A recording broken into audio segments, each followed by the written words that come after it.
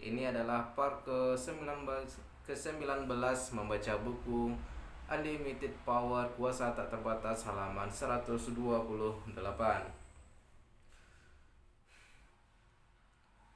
Jadi bagaimana dong menyuruh orang memilihkan Excedrin?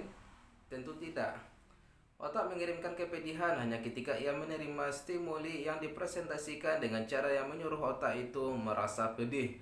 Maka saya minta mereka gambarkan sub cara kepedihan mereka itu. Bagi sementara orang rasanya berat dan berdenyut, bagi yang lain tidak. Ada yang merasa kepedihannya sangat besar dan terang. Bisa Anda bayangkan bagaimana rasanya itu. Sementara bagi yang lain kecil saja. Lalu saya minta mereka ubah sub-sub cara kepedihan mereka itu dengan terlebih dulu tidak mengasosiasikan diri dari kepedihan itu dan mengeluarkannya dari diri mereka.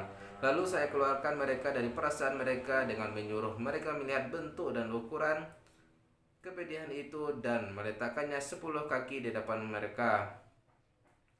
Berikut saya minta mereka menjadikan representasi mereka lebih besar dan lebih kecil, membuatnya bertumbuh dan meledak lewat langit-langit lalu mencium. Lalu saya minta mereka menjatuhkan kepedihan itu ke dalam matahari dan mengamatinya lumer dan turun ke bumi sebagai sinar matahari untuk memberi makan tanaman. Akhirnya saya tanyakan bagaimana perasaan mereka. Dalam waktu kurang dari 5 menit, 95% di antara mereka tidak lagi sakit kepala. Mereka telah mengubah representasi internal mereka tentang apa yang mereka sinyalkan kepada otak mereka untuk dilakukan, sehingga otak mereka yang sekarang mendapatkan sinyal-sinyal baru menghasilkan respon baru. Sisa 5%-nya membutuhkan waktu 5 menit lagi untuk mengadakan perubahan-perubahan yang lebih spesifik. Seseorang yang sebelumnya sudah menderita migrain bahkan kembali pulih.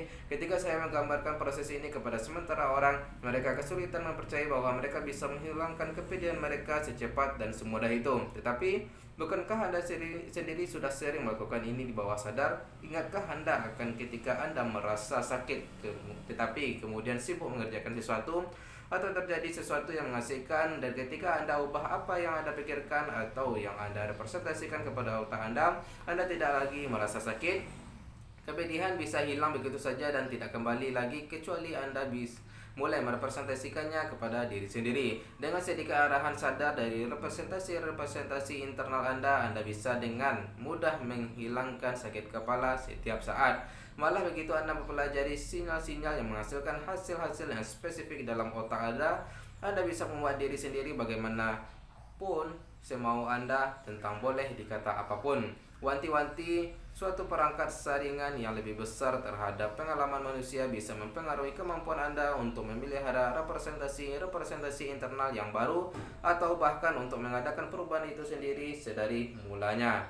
Saringan-saringan ini melibatkan apa yang paling kita hargai dan manfaatkan di bawah sadar apa saja yang mungkin kita dapatkan dari perilaku yang sekarang. Persoalan dan pentingnya nilai-nilai itu dibahas dalam bab tersendiri dan akan kita bahas manfaat sekunder di bawah sadar dalam bab 16 tentang proses mengubah cara pandang. Kalau kepedihan mengirim sinyal-sinyal penting tentang sesuatu yang perlu Anda ubah dalam tubuh Anda, maka kecuali Anda penuhi kebutuhan tersebut, kepedihan itu hampir pasti kembali lagi, sebab itu justru baik bagi Anda. Dengan apa yang telah Anda pelajari sejauh ini, Anda sudah bisa secara luar biasa meningkatkan kehidupan Anda maupun kehidupan siapapun yang Anda kenal. Marilah kita telaah aspek lain dari cara kita menstruktur pengalaman kita. Suatu unsur penting yang bisa memberdayakan kita untuk secara efektif mempelajari model hampir siapapun. Mari kita telaah. Bab ke 6. Sintak sukses. Segala sesuatu harus berlangsung dengan sopan dan teratur. I Korintus 14:40. Dalam buku ini telah kita bicarakan soal menemukan bagaimana orang melakukan segalanya. Tentang kita menyatakan bahwa orang yang mampu menghasilkan hasil-hasil luar biasa secara konsisten menghasilkan seperangkat tindakan yang spesifik, baik mental maupun fisik. Hal-hal internal yang mereka lakukan dalam benak mereka dan hal-hal eksternal yang mereka lakukan di dunia. Kalau kita hasilkan tindakan-tindakan yang sama, kita akan menciptakan hasil-hasil yang sama atau serupa. Tetapi ada satu faktor yang mempengaruhi hasil-hasil, yaitu sintaks tindakannya. Sintaks cara kita menata tindakan-tindakan kita bisa menghasilkan perbedaan luar biasa dalam jenis hasil-hasil yang kita hasilkan. Apakah beda antara anjing itu menggigit Jim dengan Jim menggigit anjing itu? Apakah beda antara Joe makan udang lobster dan udang lobster itu makan Joe? Jelas sangat berbeda, terutama kalau Anda Jim atau Joe. Kata-katanya persis sama, perbedaannya adalah sintaksnya. Cara kata-kata tersebut diatur. Makna pengalaman itu ditentukan oleh urutan sinyal-sinyal yang diberikan kepada otak. Stimulinya sama, kata-katanya sama, tetapi maknanya berbeda. Ini penting kita pahami kalau kita mau secara efektif mempelajari model hasil-hasil orang sukses. Urutan segalanya dipresentasikan untuk membuatnya terekam dalam otak dengan cara yang spesifik, ibarat perintah kepada komputer. Kalau Anda programkan perintah-perintahnya dengan urutan yang benar, komputer akan menggunakan segala kemampuannya dan menghasilkan hasil-hasil yang Anda inginkan. Kalau Anda programkan perintah-perintah yang benar tetapi dengan urutan yang lain, Anda tidak akan mendapatkan hasil akhir yang Anda inginkan. Akan kita gunakan kata strategi untuk menggambarkan semua faktor ini, jenis representasi internalnya, sub-sub caranya yang diperlukan, dan sintaks yang dibutuhkan yang bekerja sama untuk menciptakan hasil tertentu. Kita mempunyai strategi untuk menghasilkan boleh dikata apapun dalam kehidupan ini. Perasaan kasih, daya tarik, motivasi, keputusan, apalah. Kalau kita temukan apa strategi kita untuk kasih itu, umpamanya kita bisa memicu kondisi itu semau kita. Kalau kita temukan tindakan apa saja yang kita ambil dan dengan urutan yang bagaimana untuk mengambil suatu keputusan, maka kalau kita ragu mengambil keputusan, kita bisa menjadi tidak ragu dalam hitungan menit. Akan kita ketahui kunci mana saja yang harus kita tekan dan bagaimana caranya menghasilkan hasil-hasil yang kita inginkan dalam komputer internal kita. Bahas perlambangan yang baik untuk komponen-komponen dan penggunaan strategi adalah memanggang kue. Kalau seseorang membuat kue coklat paling lezat di dunia, bisakah Anda hasilkan hasil-hasil berkualitas yang sama? Tentu bisa. Kalau Anda tahu resepnya, resep tidaklah lain daripada strategi, suatu rencana spesifik tentang sumber daya apa saja yang akan digunakan dan bagaimana menggunakannya untuk menghasilkan hasil-hasil yang spesifik. Kalau Anda percaya bahwa kita semua mempunyai neurologi yang sama, maka Anda percaya bahwa kita semua mempunyai sumber-sumber daya potensial yang sama. Strategi kita lah yaitu bagaimana kita menggunakan sumber-sumber daya tersebut yang menentukan hasil-hasil yang kita hasilkan. Ini jugalah hukum bisnis. Sebuah perusahaan mungkin mempunyai sumber-sumber daya yang unggul, tetapi perusahaan dengan strategi-strategi yang paling baik menggunakan sumber-sumber dayanya lah yang biasanya mendominasi pasar. Jadi, apa dong yang Anda butuhkan untuk menghasilkan kue berkualitas yang sama seperti sang pakar? Anda butuhkan resepnya dan Anda perlu mengikutinya secara eksplisit. Kalau Anda ikuti resepnya secara harfiah, Anda akan menghasilkan hasil-hasil yang sama walaupun mungkin Anda belum pernah memanggang kue seperti itu seumur hidup Anda. Mungkin sang pemanggang telah bertahun-tahun mencobanya sebelum akhirnya mengembangkan resep yang sangat baik itu. Anda bisa menghemat bertahun-tahun dengan mengikuti resepnya dan mempelajari model apa yang ia lakukan. Ada strategi-strategi untuk sukses keuangan, untuk menciptakan dan memelihara kesehatan yang baik, untuk merasa bahagia dan dikasihi seumur hidup Anda. Kalau Anda temukan orang yang telah sukses dalam soal keuangan atau mempunyai hubungan yang memenuhi, Anda tinggal menemukan strategi mereka dan menerapkannya untuk menghasilkan hasil-hasil yang serupa dan menghemat waktu dan upaya. Inilah kuasa mempelajari model. Anda tidak perlu bersusah payah selama bertahun-tahun. Apakah yang dikatakan resep itu yang memberdayakan kita untuk mengambil tindakan yang efektif? Salah satunya adalah unsur apa saja yang dibutuhkan untuk menghasilkan hasil-hasil tersebut. Dalam memanggang pengalaman manusia, unsur-unsurnya adalah panca indera kita. Semua hasil manusia itu dibangun atau diciptakan dari penggunaan yang spesifik dari sistem-sistem representasi visual lewat yang kita lihat, auditory lewat yang kita dengar, kinestetik lewat yang kita rasakan, gustatory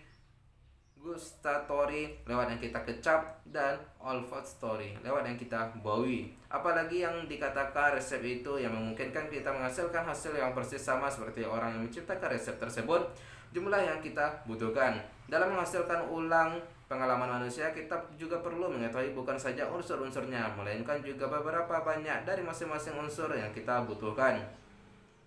Dalam strategi kita bisa bayangkan sub-sub cara itu sebagai jumlahnya. Sub-sub cara itulah yang memberitahu kita berapa banyak persisnya yang kita butuhkan. Umpamanya, berapa banyak masukan visual, seberapa terang, gelap, seberapa dekat pengalaman tersebut, bagaimana temponya, teksturnya, apakah hanya itu saja? Kalau Anda tahu apa saja unsurnya dan berapa banyak harus Anda gunakan, bisakah sekarang Anda menghasilkan kue berkualitas yang sama? Tentu juga berkualitas sama? Tidak juga. Sebelum Anda juga mengetahui sintaks produksinya, yaitu kapan harus melakukan apa dan bagaimana urutannya, apakah yang akan terjadi seandainya dalam memanggang kue itu Anda masukkan dulu apa yang dimasukkan terakhir oleh sang pemanggang orisinil? Akankah Anda menghasilkan kue yang sama kualitasnya? Rasanya tidak.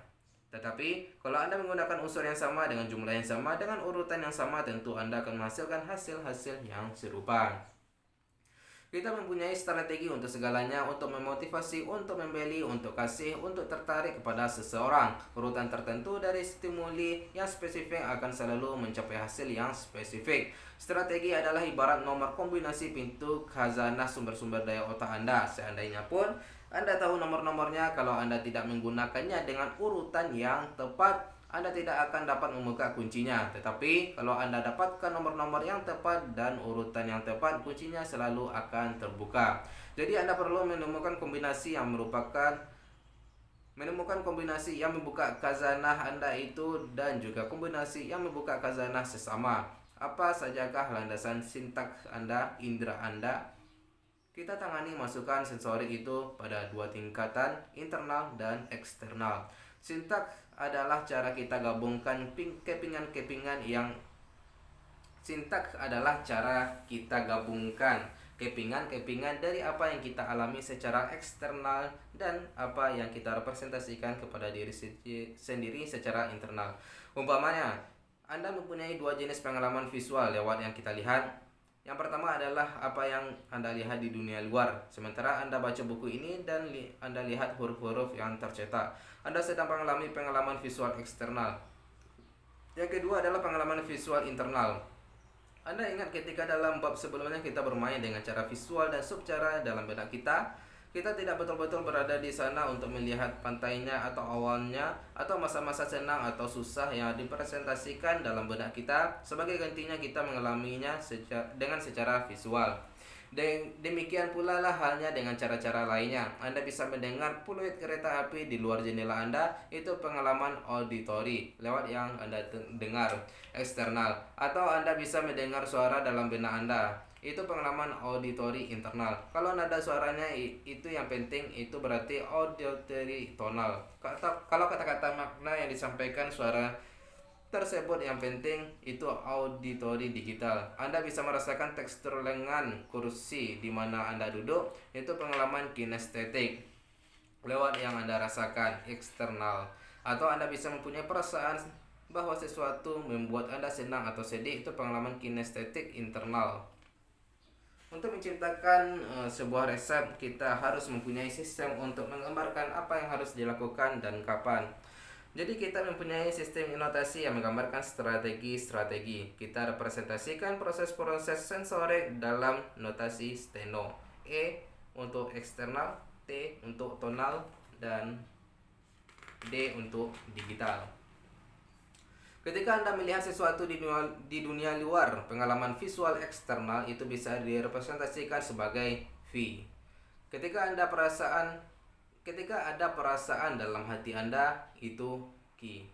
Kita ulang. Ketika Anda melihat sesuatu di dunia luar, pengalaman visual eksternal itu bisa direpresentasikan sebagai V. Ketika ada perasaan dalam hati Anda, itu Q. Renungkanlah strategi seseorang termotivasi dengan melihat sesuatu V, lalu mengucapkan sesuatu kepada dirinya sendiri, ID, yang menciptakan perasaan yang mendorongnya, Q, dari dalam. Strategi ini akan dipresentasikan begini, VIQ. Anda bisa bicara sepanjang hari kepada orang ini tentang mengapa seharusnya ia melakukan sesuatu, tetapi kecil kemungkinannya Anda sukses. Tetapi seandainya Anda tunjukkan kepadanya suatu hasil yang mengatakan apa yang akan ia katakan kepada dirinya sendiri ketika melihatnya. Anda bisa mendapatkannya dalam kondisi hampir-hampir semau Anda. Dalam bab berikutnya akan saya tunjukkan bagaimana caranya mencari tahu strategi-strategi yang digunakan dalam situasi-situasi spesifik. Sementara ini saya ingin menunjukkan bagaimana caranya kerja strategi-strategi itu dan mengapa strategi-strategi itu sangat penting. Besok kita lanjut ke halaman 134. Sekian, bye-bye.